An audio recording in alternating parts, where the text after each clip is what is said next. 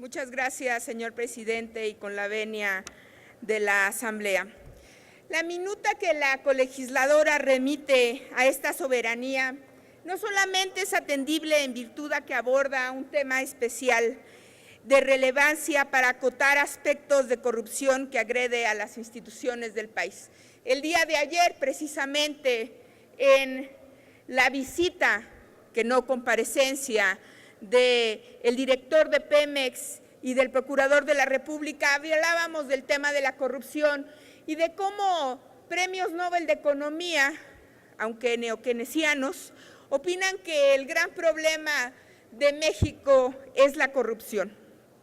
En consecuencia, la adición que propone la adición de la Comisión de Puntos Constitucionales mediante un proyecto de decreto que reforma el tercer párrafo del artículo 108 de la Constitución Política de los Estados Unidos merece el apoyo del Grupo Parlamentario del PT. La minuta tiene como punto central el de la incorporación de los ayuntamientos como sujetos responsables en el manejo indebido de fondos y recursos federales.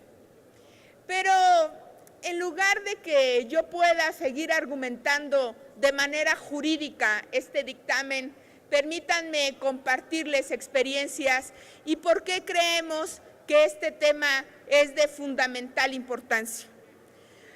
Como algunos de ustedes saben, su servidora fue diputada local en Chihuahua en el año 2004. Antes de eso fui asesora de la Comisión de Vigilancia y siendo diputada, además, estuve sentada en esta comisión como integrante de la misma. Me tocó revisar un sinnúmero de cuentas públicas de municipios y cuentas públicas que observaban recursos federales de manera constante. Me tocó la transición en la que la Auditoría Superior de la Federación hizo un acuerdo con los estados para que fuesen las auditorías de los estados quienes revisaran los recursos de la federación que llegaban a los estados y que se iban a los municipios como participaciones o aportaciones federales. ¿Qué era lo que se veía en la mesa? Y lo digo con mucho respeto para quienes fueron legisladores conmigo. Intercambio de cuentas públicas, intercambio de favores para no señalar a presidentes municipales y sobre todo intercambio de tapar cuentas públicas contra cuentas públicas para que no solamente los recursos estatales, sino también los recursos federales pasaran de lado y no se revisaran.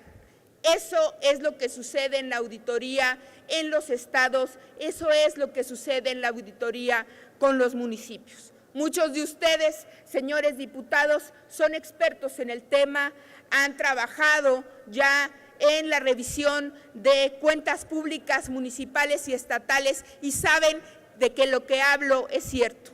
La no responsabilidad de los municipios en la revisión de las participaciones y las aportaciones federales tiene una gran trascendencia. ¿Por qué? Primero, porque al municipio se le trata como el niño pequeño de esta república. Pareciera no solamente que no tiene capacidad de tomar decisiones o de cobrar impuestos, como se ha considerado en muchos casos y como hemos centralizado muchas de las actividades, como el tema del predial en esta Cámara de Diputados, sino que además también se les considera incapaces de enfrentar responsabilidades no solamente administrativas, sino también penales en el mal uso de los recursos públicos. Y déjenme contarles sobre esto otra anécdota. La primera cuenta pública que me toca revisar, el presidente municipal de un pueblo muy pequeño en Chihuahua había comprado un tractor. Había habido un cambio de administración y este presidente municipal, que había considerado que había dado demasiado por el pueblo, se había quedado con el tractor. No había forma, compañeras y compañeros diputados, en que el Congreso del Estado siquiera pudiera solicitarle al expresidente municipal que devolviera el tractor a la presidencia municipal porque lo había reportado como robado, aunque todo el mundo sabía que estaba trabajando en su rancho. Estos son los excesos reales que se vive con el gasto federal y muchas veces con el gasto estatal en los municipios. Esta reforma pretende acabar no solamente con estos excesos, al dar responsabilidades a las presidencias municipales para que sean corresponsables en el gasto público federal, sino que también tiene la intención de que el municipio se fortalezca en atribuciones. Sin embargo, y esto lo ponemos entre comillas, no es suficiente. Darle responsabilidad a los presidentes municipales no es suficiente. Necesitamos una fiscalización efectiva, necesitamos que la Auditoría Superior de la Federación no solamente firme contratos con las auditorías superiores de los estados que regularmente están manejadas por los gobernadores y que auditan y fiscalizan primero a tiempo muerto y después a conveniencia de los gobernadores. Necesitamos que estas auditorías realmente fiscalicen a los municipios. Necesitamos que estas auditorías realmente ejerzan su facultad constitucional y su responsabilidad constitucional de velar por la adecuada aplicación de los recursos en los municipios y en los estados de esta República Mexicana. Es decir, esta reforma constitucional no quedará completa hasta que la Auditoría Superior de la Federación pueda no solamente firmar convenios con las auditorías de los estados, sino obligar a que estas auditorías de los estados apliquen la ley a conciencia, a que obligue a que estas auditorías de los estados no hagan fiscalizaciones selectivas, sino que hagan su trabajo de manera adecuada. Así pues, las sanciones que promueve esta reforma no solamente serán pecuniarias, sino, como lo dije, de otro tipo. Entonces tendremos presidentes municipales que podrán ser inhabilitados en el servicio público mediante inclusive el encarcelamiento de los responsables, no solamente el titular del ayuntamiento, y la recuperación del daño dependiendo del grado del incumplimiento, hasta que las sanciones inclusive podrán ser mixtas. La reforma de la que hoy estamos hablando tiene sí profundidad, pero tiene que ser completada.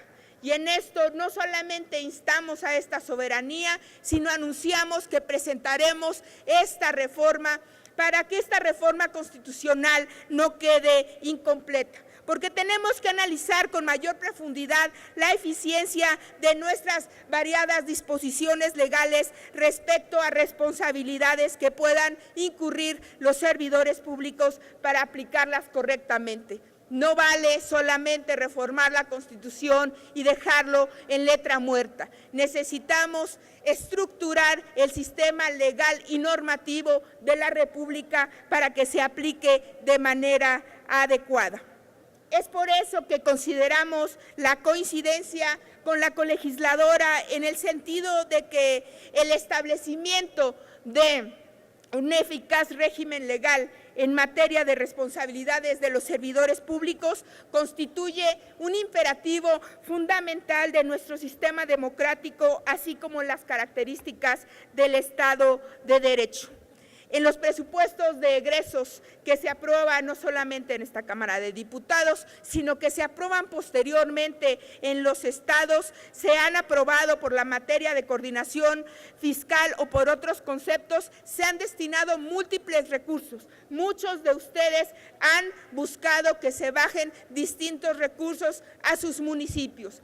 ¿Cómo garantizamos que estos recursos lleguen verdaderamente a la ciudadanía? No existe otra manera más que haciendo responsables y corresponsables a el último nivel de gobierno en este Estado federado, que serán las presidencias municipales o los ayuntamientos. Es por eso, compañeros diputados, que yo diría, el PT va a favor de esta reforma porque consideramos que la transparencia, que la rendición de cuentas y como consecuencia la Contraloría Social que se pueda dar posteriormente es necesaria, pero sí consideramos que a esta reforma le faltan cosas, y le faltan cosas en el tema de vigilancia y de rendición de cuentas, y que es esto responsabilidad de esta legislatura completarlo y completarlo adecuadamente, porque no vale pues legislar solamente en la Constitución para dejarlo en letra muerta.